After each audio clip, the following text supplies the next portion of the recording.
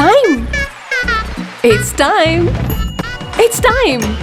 It's time to shop. ನಮ್ಮ CMR shopping mall ನ latest designs, trendy fashions, ಅನೇಕ ವೆರೈಟಿಯ ಹೊಸ ವಸ್ತ್ರಗಳೊಂದಿಗೆ ಈ ದಸರಾ ಫೆಸ್ಟಿವಲ್ ಅನ್ನು ಸೆಲೆಬ್ರೇಟ್ ಮಾಡೋಣ. ಸಿಎಂಆರ್ ಶಾಪಿಂಗ್ ಮಾಲ್ ನ ಅದ್ಭುತವಾದ ಶುಭಾರಂಭ ಆಫರ್ಗಳು 1+1 combo offer up to 51% off ಮತ್ತು ಇನ್ನೂ ಅನೇಕ. ನಮ್ಮ ಶಾಪಿಂಗಿನ ಬೆಸ್ಟ್ ಡೆಸ್ಟಿನೇಷನ್ ರಾಯಚೂರಿನಲ್ಲಿ. ಜೈವಿಕ ಇಂಧನವು ನಮ್ಮೆಲ್ಲರ ಭವಿಷ್ಯದ ಇಂಧನವಾಗಿದೆ. ಈ ನಿಟ್ಟಿನಲ್ಲಿ ಕರ್ನಾಟಕ ರಾಜ್ಯ ಜೈವಿಕ ಇಂಧನ ಅಭಿವೃದ್ಧಿ ಮಂಡಳಿ ಕಾರ್ಯಯೋಜನೆ ರೂಪಿಸುತ್ತಿದ್ದು, ಕೆರೋಸಿನ್ ಈಗ ಯಾವ ರೀತಿಯಲ್ಲಿ ಮನೆ ಮನೆಗೆ ತಲುಪುತ್ತದೆಯೋ ಅದೇ ಮಾದರಿಯಲ್ಲಿ ಬಯೋಡೀಸೆಲ್ ನು ಕೂಡ ಮನೆ ಮನೆಗೆ ತಲುಪಿಸಲು ಪ್ರಯತ್ನ ಮಾಡಲಾಗುವುದು ಎಂದು ಕರ್ನಾಟಕ ರಾಜ್ಯ ಜೈವಿಕ ಇಂಧನ ಅಭಿವೃದ್ಧಿ ಮಂಡಳಿಯ ಅಧ್ಯಕ್ಷರಾದ ಎಸ್.ಸಿ. ಸುಧೀಂದ್ರ ಹೇಳಿದರು. ಕರ್ನಾಟಕ ರಾಜ್ಯ ಜೈವಿಕ ಇಂಧನ ಅಭಿವೃದ್ಧಿ ಮಂಡಳಿ ಬೆಂಗಳೂರು, ಕೃಷಿ ವಿಜ್ಞಾನಗಳ ವಿಶ್ವವಿದ್ಯಾಲಯ ರಾಯಚೂರು ಮತ್ತು Karnataka State Council for Science and Technology ಇವರ ಸಹಯೋಗದಲ್ಲಿ ನಗರದ ಕೃಷಿ ವಿಶ್ವವಿದ್ಯಾಲಯದ ಆಡಳಿತ ಭವನದಲ್ಲಿನ ಸಭಾಂಗಣದಲ್ಲಿ ಅಕ್ಟೋಬರ್ 17ರಂದು ಬಿಆರ್ಐಡಿಸಿ ಕೇಂದ್ರಗಳ ಪ್ರತಿನಿಧಿಗಳ ಮತ್ತು ಎನ್ಜಿಒ ಪ್ರತಿನಿಧಿಗಳೊಂದಿಗೆ ಸಭೆ ನಡೆಸಿ ಮಾತನಾಡಿದರು. ಕಾಲ ಬದಲಾದಂತೆ ನಾವು ಕೂಡ ಬದಲಾಗಬೇಕಿದೆ. ಜನತೆಗೆ ಅಗತ್ಯ ಇರುವುದನ್ನು ಪೂರೈಸಲು ರಾಜ್ಯ ಸರ್ಕಾರವು ಬದ್ಧವಾಗಿದೆ. ನವವಿಜ್ಞಾನ ಮತ್ತು ತಂತ್ರಜ್ಞಾನಗಳನ್ನು ಬಳಸಿಕೊಂಡು ಜನತೆಗೆ ಅನುಕೂಲ ಕಲ್ಪಿಸಬೇಕು ಎಂಬುದು ಮುಖ್ಯಮಂತ್ರಿಗಳಾದ ಸಿದ್ದರಾಮಯ್ಯ ಅವರ ದೂರದೃಷ್ಟಿಯಾಗಿದೆ. ಜೈವಿಕ ಇಂಧನ ಉತ್ಪಾದನೆಗೆ ಸಂಬಂಧಿಸಿದಂತೆ ಈಗಿರುವ ಸವಾಲುಗಳು ಮತ್ತು ಸಾಧ್ಯತೆಗಳ ಬಗ್ಗೆ ಮುಖ್ಯಮಂತ್ರಿಗಳೊಂದಿಗೆ ಹಾಗೂ ಕಾನೂನು ಸಚಿವರಾದ ಎಚ್.ಕೆ. ಪಾಟೀಲ್, ವಿಜ್ಞಾನ ಮತ್ತು ತಂತ್ರಜ್ಞಾನ ಸಚಿವರಾದ ಎನ್.ಎಸ್. ಬೋಸರಾಜು, ಸಚಿವರಾದ ಪ್ರಿಯಾಂಕ ಖರ್ಗೆ ಅವರೊಂದಿಗೆ ಚರ್ಚಿಸಿದ್ದು, ಹೊಸ ಜೈವಿಕ ಇಂಧನ ನೀತಿ ರೂಪಿಸುವ ಪ್ರಯತ್ನಕ್ಕೆ ಪ್ರೋತ್ಸಾಹ ನೀಡುವುದಾಗಿ ತಿಳಿಸಿದ್ದಾರೆ ಎಂದರು. ಕರ್ನಾಟಕ ರಾಜ್ಯ ಜೈವಿಕ ಇಂಧನ ಅಭಿವೃದ್ಧಿ ಮಂಡಳಿ ರೂಪಿಸುವ ಯಾವುದೇ ರೀತಿಯ ಯೋಜನೆಗಳಿಗೆ ಬಿಆರ್ಐಡಿಸಿ ಮತ್ತು ಎನ್ಜಿಒ ಹಾಗೂ ಇನ್ನಿತರರ ಸಹಕಾರ ಅಗತ್ಯವಾಗಿದೆ. ಜೈವಿಕ ಇಂಧನವನ್ನು ವಾಹನಗಳಿಗೆ ಸಹ ಬಳಸಬಹುದಾಗಿದೆ. ದಿನೇ ದಿನೇ ಜೈವಿಕ ಇಂಧನಕ್ಕೆ ಹೆಚ್ಚಿನ ಬೇಡಿಕೆ ಬರಲಿದ್ದು, ಇದಕ್ಕೆ ಬೇಕಾದ ಕಚ್ಚಾ ಸಾಮಗ್ರಿಯ ಉತ್ಪಾದನೆಯ ಬಗ್ಗೆ ನಾವು ಹೆಚ್ಚಿನ ಗಮನ ಹರಿಸಬೇಕಿದೆ. ಜೈವಿಕ ಇಂಧನ ತಯಾರಿಕೆಗೆ ಸಹಕಾರಿಯಾಗುವ ಹೊಂಗೆ, ಸುರಹೊನ್ನ ಮತ್ತು ಬೇವು ಬೆಳೆ ಬೆಳೆಯಲು ರೈತರಿಗೆ ಪ್ರೋತ್ಸಾಹ ನೀಡಬೇಕು ಎಂದರು. ಹೊಂಗೆ, ಸುರಹೊನ್ನ ಮತ್ತು ಬೇವು ಬೆಳೆಯ ಉಪ ಉತ್ಪನ್ನಗಳಿಂದ ಸೋಪು, ಫಿನೈಲ್ ಕೂಡ ತಯಾರಿಸಬಹುದಾಗಿದೆ ಎಂದರು.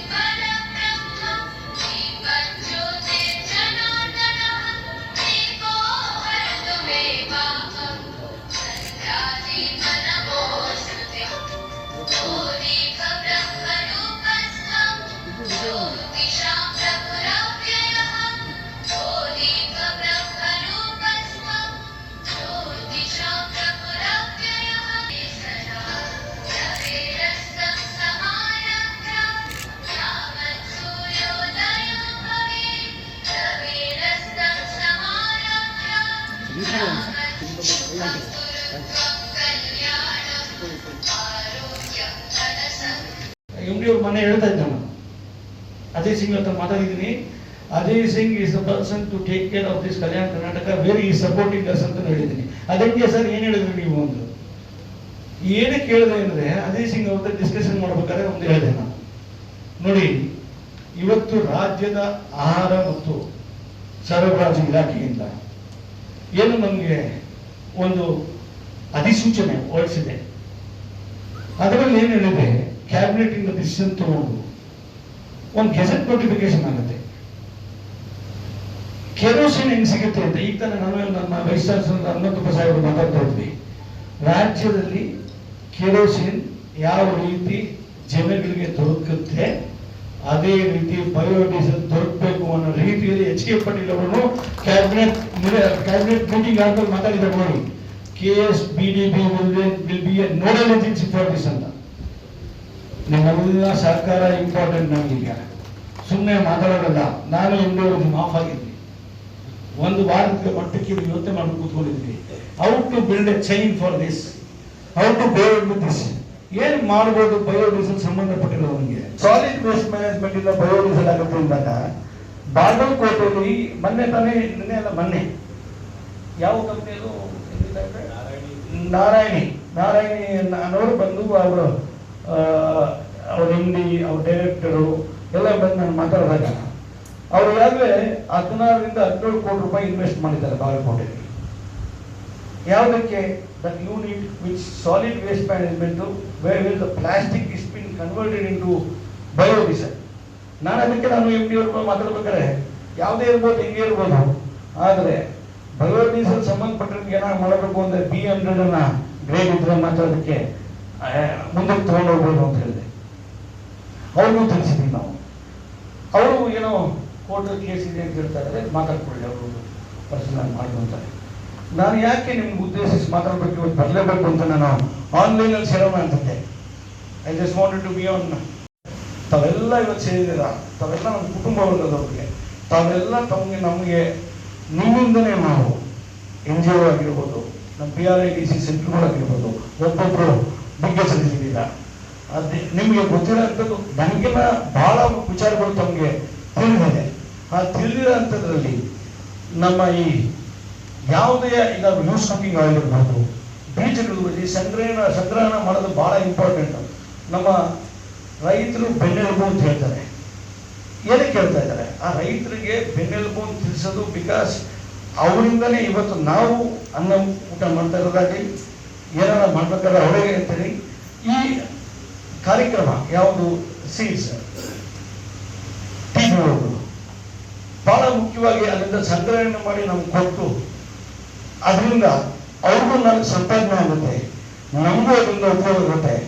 ಮುಖ್ಯವಾಗಿ ಇವತ್ತು ನಮಗೇನು ಅಂದರೆ ಏನು ಇವತ್ತು ಡೀಸೆಲ್ ಪೆಟ್ರೋಲ್ ಬೆಲೆ ಇಷ್ಟೊಂದೆಲ್ಲ ಆಗಿದೆ, ಅದಕ್ಕೆ ಜನಗಳಿಗೆ ಒಂದು 6 ರೂಪಾಯಿ ಅಥವಾ 8 ರೂಪಾಯಿ ಕಮ್ಮಿ ಮಾಡಿಸೋಂಥ ವ್ಯವಸ್ಥೆ ಮಾಡಬೇಕು ಸರ್. ಈ ರಾಜ್ಯದ ಎಲ್ಲ ರಾಜ್ಯಗಳಿಗಿನ್ನ ಈ ರಾಜ್ಯ ನಮ್ಮ ಕರ್ನಾಟಕ ರಾಜ್ಯ, ಯಾಕೆಂದ್ರೆ ಮಾನ್ಯ ಮುಖ್ಯಮಂತ್ರಿಗಳು ಬಹಳ ಉತ್ಸಾಹ ಆಗಿ, ನಾನು ನಿನ್ನೆ ಮಾತಾಡ್ಬೇಕಾದ್ರೆ ನೆನ್ನೆ ಸಿಕ್ಕಿದ್ದೆ, ನಾನು ಮುಖ್ಯಮಂತ್ರಿಗಳಿಗೆ ಮಾತಾಡಿದೆ.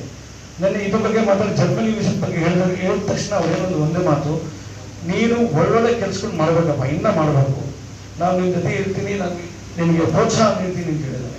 ಆ ಉದ್ದೇಶಕ್ಕೆ ಅವರ ಏನು ವಿಷನ್ ಇದೆ, ಯಾವುದು ಸಿದ್ದರಾಮಯ್ಯ ಸಾಹೇಬರು, ಆ ವಿಷನ್ ಪ್ರಕಾರ ನಾವು ನಡ್ಕೊಂಡು ಬೇಕಾಗುತ್ತೆ. ನಮ್ಮ ಪ್ರಿಯಾಂಕರ್ಗೆ ಬಗ್ಗೆ ಮಾತಾಡಬೇಕಾಗತ್ತೆ. ಒಂದು ನಾನು ಅವರ ತಂದೆಯವರು ಹುಷಾರಿಲ್ಲ, ಮನೆ ಅವ್ರ ಮನೆ. ಸಮಾರಂಭದಲ್ಲಿ ಕೃಷಿ ವಿಜ್ಞಾನಗಳ ವಿಶ್ವವಿದ್ಯಾಲಯದ ಕುಲಪತಿ ಎಂ ಹನುಮಂತಪ್ಪ ಮಾತನಾಡಿದರು. ಕರ್ನಾಟಕ ರಾಜ್ಯ ಜೈವಿಕ ಇಂಧನ ಅಭಿವೃದ್ಧಿ ಮಂಡಳಿಯ ವ್ಯವಸ್ಥಾಪಕ ನಿರ್ದೇಶಕರಾದ ಶಿವಶಂಕರ್ ಎಲ್ಲವರು ಪ್ರಾಸ್ತಾವಿಕವಾಗಿ ಮಾತನಾಡಿದರು. 1 ಅಥವಾ 2 ಬಾರಿ ನಡೀತದೆ. ಮಾನ್ಯ ಅಧ್ಯಕ್ಷರ ನಿರ್ದೇಶನದಂತೆ ನಾವೇನು ರಾಜ್ಯದ ಕೆಲವು BRIDC ಸೆಂಟರ್ಗಳು ಬೇರೆ DRIDC ಸೆಂಟರ್ಗಳನ್ನು ನೋಡಿರೋದು. ಹಾಗಾಗಿ ಸಾಹೇಬರು ಕಲ್ಯಾಣ ಕರ್ನಾಟಕ ಭಾಗದಲ್ಲಿ ಒಂದು ರಿವ್ಯೂ ಮೀಟಿಂಗ್ ಅನ್ನು ಇಟ್ಕೊಳ್ಳೋಣ ಅಂತ ಹೇಳಿ, ಸೊ ಬೀದರಿಂದ ಚಾಮರಾಜನಗರ ತನಕ ಇರ್ತಕ್ಕಂಥ ಎಲ್ಲ 34 BRIDC ಸೆಂಟರ್ ಪ್ರತಿನಿಧಿಗಳು ಬಂದಿದ್ದಾರೆ. ನಮ್ಮ biodiesel research quality assurance laboratory ಅವ್ರು ಬಂದಿದ್ದಾರೆ, NGO ಪ್ರತಿನಿಧಿಗಳು ಬಂದಿದ್ದಾರೆ. ಇವರು ಎಲ್ರಿಗೂ ಒಂದು ರಿವ್ಯೂ ಫಾರ್ ದಿ 2 ಕ್ವಾರ್ಟರ್ಸ್ ಹಾಗೂ ಈ ಜೈವಿಕ ಇಂಧನದ ಅವಶ್ಯಕತೆಗಳು, ಭವಿಷ್ಯದ ಚಾಲೆಂಜಸ್ ಮತ್ತು ಭವಿಷ್ಯದ ಸ್ಕೋಪ್ ಏನು ಇದೆ ಅಂತಕ್ಕಂಥ ವಿಷಯವಾಗಿ ನಾವು ಬೆಳಕಿಂದ ಅವ್ರು ಮಾಡಿರ್ತಕ್ಕಂಥ ಕೆಲಸಗಳು, ಮುಖ್ಯವಾಗಿ ಎಷ್ಟು ಅವೇರ್ನೆಸ್ ಪ್ರೋಗ್ರಾಮ್ಗಳು ಮಾಡಿದ್ದಾರೆ, ಆಮೇಲೆ ಎಷ್ಟು ಟ್ರೈನಿಂಗ್ ಕಾರ್ಯಕ್ರಮಗಳು ಮಾಡಿದ್ದಾರೆ, ಎಷ್ಟು ಎಣ್ಣೆ ಅಖಾದ್ಯ ಎಣ್ಣೆ ಬೀಜಗಳನ್ನು ಸಂಗ್ರಹಣೆ ಮಾಡಿದ್ದಾರೆ, ರೆಸ್ಟಿಂಗ್ ಇರ್ಬೋದು, ಫ್ಯೂಚರ್ ಫ್ಯೂಲ್ಸ್ ಬಗ್ಗೆ HIL ಸಂಸ್ಥೆಯೊಂದಿಗೆ ಚಟುವಟಿಕೆಗಳಿರ್ಬೋದು, ಈ ಎಲ್ಲದರ ಬಗ್ಗೆ ಸಮಗ್ರವಾಗಿ ನಾವು ಒಂದು BRIDC ಕೇಂದ್ರಗಳ ಜೊತೆ ಒಂದು ಸಮನ್ವಯ ಸಾಧಿಸೋಕ್ಕೋಸ್ಕರ ಈ ಕಾರ್ಯಕ್ರಮವನ್ನು ಮಾಡಿದ್ವಿ. ಅದೇ ರೀತಿಯಾಗಿ ಇತ್ತೀಚಿನ ಮಾನ್ಯ ಅಧ್ಯಕ್ಷರ ಜರ್ಮನಿ ಪ್ರವಾಸದಿಂದ ಯುರೋಪ್ ದೇಶಗಳಲ್ಲಿ ಇರ್ತಕ್ಕಂತಹ ಜೈವಿಕ ಇಂಧನಗಳ ಮಹತ್ವ, ಅವಲಂಬನೆ ಹಾಗೂ ಅವರು ಭವಿಷ್ಯದಲ್ಲಿ ಜೈವಿಕ ಇಂಧನವನ್ನು ಯಾವ ರೀತಿ ನೋಡ್ತಿದ್ದಾರೆ ಅನ್ನೋ ಒಂದು ಎಕ್ಸ್ಪೀರಿಯನ್ಸ್ ಅನ್ನು ಸಹ ತಗೊಂಡ್ಬಂದಿದ್ದೀವಿ ಸರ್. ಹಾಗಾಗಿ ಇಷ್ಟು ವಿಷಯಗಳನ್ನು ನಾವು ಬೆಳಗಿನಿಂದ ಎಲ್ಲ ಕೇಂದ್ರಗಳ ಜೊತೆಗೆ ನಾವು ಡಿಸ್ಕಸ್ ಮಾಡಿ ಅವರು ಪ್ರೋಗ್ರೆಸ್ಗಳನ್ನೆಲ್ಲ ಕೊಟ್ಟಿದ್ದಾರೆ. ಹಾಗೂ ಮುಂಬರುವ ದಿನಗಳಲ್ಲಿ ಹೊಸ ಜೈವಿಕ ಇಂಧನ ನೀತಿಯನ್ನು ನಿರೂಪಿಸುವ ಪ್ರಯತ್ನದಲ್ಲಿ ಮಾನ್ಯ ಅಧ್ಯಕ್ಷರ ಮುಂದಾಳತ್ವದಲ್ಲಿ ಕೆಲಸ ನಡೆದಿದೆ. ಇಷ್ಟೆಲ್ಲ ವಿಷಯಗಳನ್ನು ತಮಗೆ ಪ್ರಾಸ್ತಾವಿಕ ನುಡಿಯಲ್ಲಿ ತಮಗೆ ಇರ್ತಕ್ಕಂಥ ಎಲ್ರಿಗೂ. ಸಮಾರಂಭದಲ್ಲಿ ಸಂಶೋಧನಾ ನಿರ್ದೇಶಕರಾದ ಅಮರೇಗೌಡ, ಕಾರ್ಯನಿರ್ವಾಹಕ engineer Diwakar Rao, doctor Lohith BR, Jayaram, ಇವರು ಜೈವಿಕ ಇಂಧನ ಉದ್ಯಾನವನದ ಸಂಯೋಜಕರಾದ ಡಾಕ್ಟರ್ ಶ್ಯಾಮರಾವ್ ಕುಲಕರ್ಣಿ, ಕೃಷಿ ವಿಜ್ಞಾನಗಳ ವಿಶ್ವವಿದ್ಯಾಲಯದ ಬಸವರಾಜ್ ಹಾಗೂ ಬಿಆರ್ಐಡಿಸಿ ಕೇಂದ್ರದ 32 ಜಿಲ್ಲೆಗಳ ಪ್ರತಿನಿಧಿಗಳು ಹಾಗೂ ಎನ್ಜಿಒ ಪ್ರತಿನಿಧಿಗಳು ಇದ್ದರು. ಕೃಷಿ ವಿಶ್ವವಿದ್ಯಾಲಯದ ಮುಖ್ಯ ವಿಜ್ಞಾನಿ ಮುನಿಸ್ವಾಮಿ ಎಸ್ ಅವರು ಸ್ವಾಗತಿಸಿದರು. ಆಕಾಶವಾಣಿ ವರದಿಗಾರರಾದ ಅಮರೇಶ್ ಅವರು ನಿರೂಪಿಸಿದರು.